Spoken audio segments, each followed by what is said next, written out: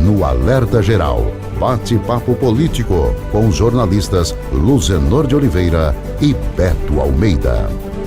A polêmica sobre as dívidas que o governo federal tem com os estados, os municípios, as empresas privadas e pessoas físicas.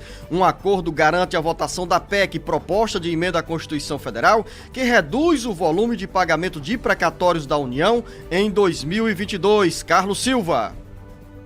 Após uma sucessão de conversas entre líderes partidários, representantes do governo e os presidentes da Câmara, Arthur Lira, e do Senado, Rodrigo Pacheco, está desenhado o acordo para a votação da PEC, que trata sobre o pagamento de precatórios da União.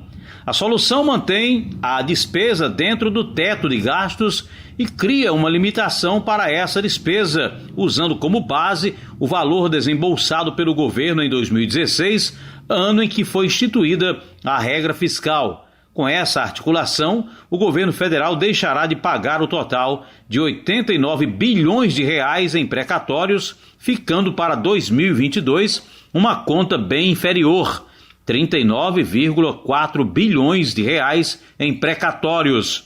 O acordo possibilita a viabilização dos recursos que o governo federal precisa para expandir o Auxílio Brasil. O programa, que é a reformulação do Bolsa Família, ainda depende da aprovação da reforma do Imposto de Renda. Os precatórios são dívidas com o governo federal que tem com os estados, os municípios, com pessoas físicas e empresas e contra as quais não pode mais recorrer à justiça.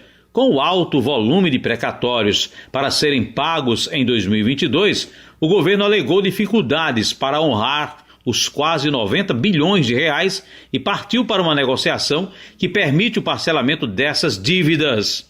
Com informações dos bastidores políticos para o jornal Alerta Geral, Carlos Silva. Depois do vai e vem, jornalista Beto Almeida, de muita conversa, de muito diálogo e entendimento, saiu esse acordo entre os líderes partidários, o governo federal, os presidentes da Câmara Federal e do Senado para aprovação da PEC que disciplina essa negociação ou parcelamento das dívidas que a União tem com os governos estaduais, municipais, empresas privadas e pessoas físicas. O acordo tem reflexo na vida de milhões de pessoas, afinal não é apenas o dinheiro dos precatórios que será liberado em parte em 2022, mas é a garantia também que com a economia a ser feita pela União, parte dos recursos necessários ao pagamento dos benefícios do Auxílio Brasil fica agora garantida. Um avanço e um acordo importante. Jornalista Beto Almeida, bom dia.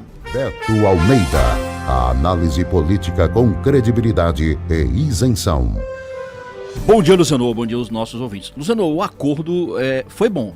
Foi bom pelo seguinte: ele abriu a perspectiva de se criar uma fonte de recursos para o Bolsa Família, que vai se chamar Auxílio Brasil, e conseguiu, Luciano, encontrar aí um meio termo para 3 premissas. Primeiro, honrar as dívidas dos precatórios, que era algo que, inclusive, a bancada de oposição vinha falando em calote.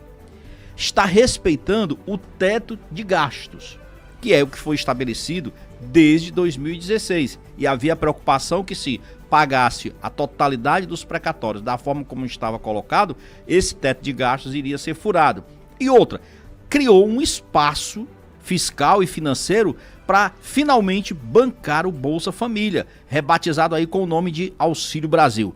Tem resistência da oposição? Tem, mas ao que tudo indica, avança, porque já houve esse entendimento de que, por exemplo, os 50 bilhões, porque o que vai ser feito aí pelo acordo? Esses 40 bilhões vão ser para aquelas pequenas dívidas, inferiores àqueles 60 milhões, aqueles que a gente falou. Então as pequenas dívidas vão estar asseguradas. E os 50 bilhões, porque nós estamos falando de 98 bilhões, o que fica? Aí o que fica, o governo está propondo várias soluções. Entre elas, por exemplo, fazer um acordo de contas. Vamos citar aqui um exemplo. Um estado que tem uma dívida, por exemplo, tributária com a União, uma dívida com a Previdência Social, ele pode pegar aquele valor que ele teria a receber do precatório e quitar essa dívida. Outro encontro... Uma espécie de encontro de contas. Exatamente, um encontro de contas. Um município que tem um precatório ou um estado, por exemplo, tem interesse no imóvel da União. Aí o município ou o estado tem aquele precatório para receber, ele pode manifestar, por exemplo, interesse em adquirir aquele imóvel. E aí faria esse encontro de contas. O imóvel vale tanto, o meu precatório é tanto. Então, isso daí faria com que o governo não corresse o risco de, por exemplo, furar o teto, não deixaria de descumprir e de honrar esses débitos, e a coisa estaria caminhando para a solução. Eu acho que essa medida é interessante, Luciano. Primeiro, não precisou da intervenção ou da intermediação do Supremo Tribunal Federal. É uma solução que se encontrou e está sendo avaliada no âmbito do Poder Legislativo do Congresso Nacional. Tanto é que essa comissão...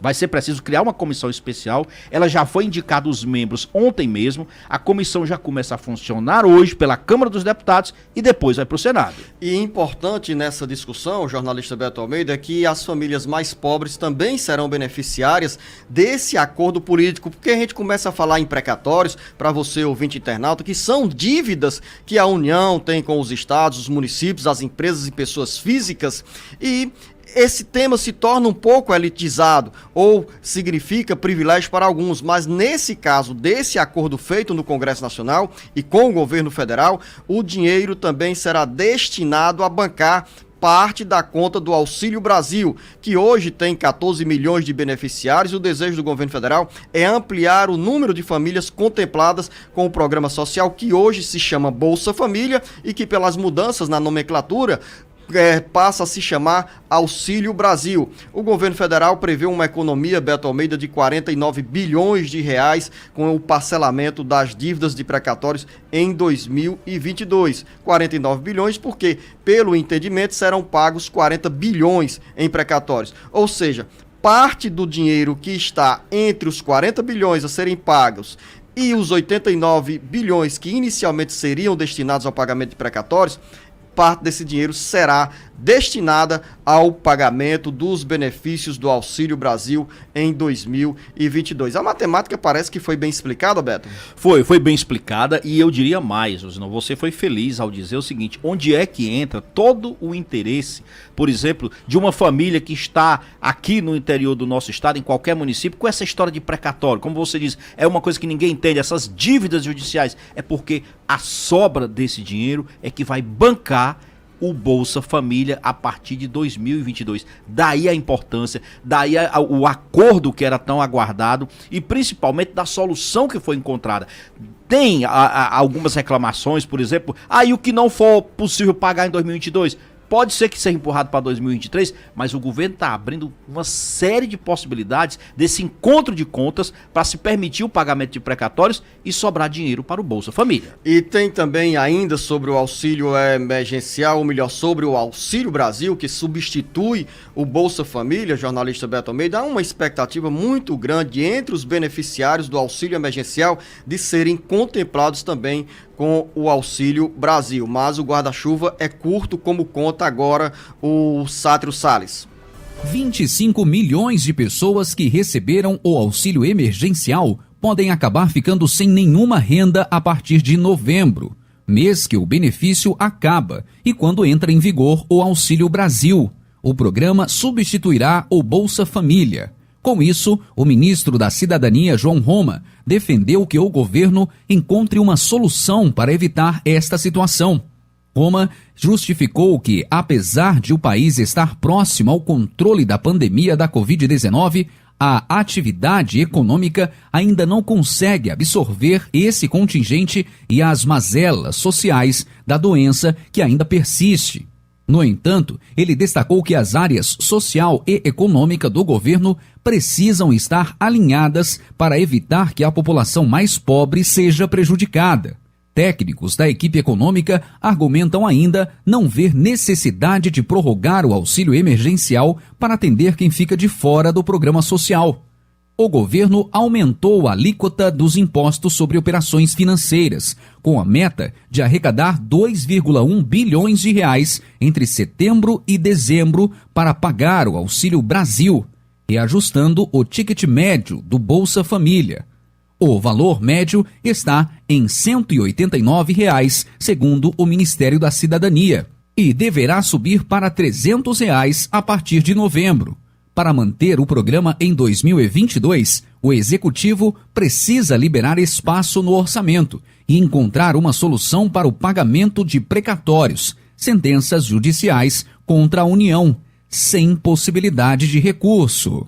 Com informações do site Ceará Agora para o Jornal Alerta Geral, Sátiro Salles. Eu disse que o guarda-chuva é pequeno e o cobertor também é curto, Beto Almeida, para cobrir tantas despesas aí, diante dessa expectativa que surge em relação aos atuais beneficiários do auxílio emergencial. Pois é, Luciano, e a expectativa do ministro João Roma e de todo mundo que está hoje aí sendo beneficiado por esse auxílio emergencial é que, por exemplo, ele beneficia os cadastrados no CAD único para os programas sociais do governo e os trabalhadores informais. É uma parte significativa, Luciano, que não está dentro do programa Bolsa Família. Então, esse pessoal, essa turma vai ficar de fora a partir de novembro, porque o auxílio emergencial vai ser pago até outubro. O pessoal que é do Bolsa Família vai continuar recebendo o Bolsa Família e essa turma todinha vai ficar de fora. A economia não retornou ainda, muita gente no mercado informal, desemprego em alta, o governo precisa fazer alguma coisa.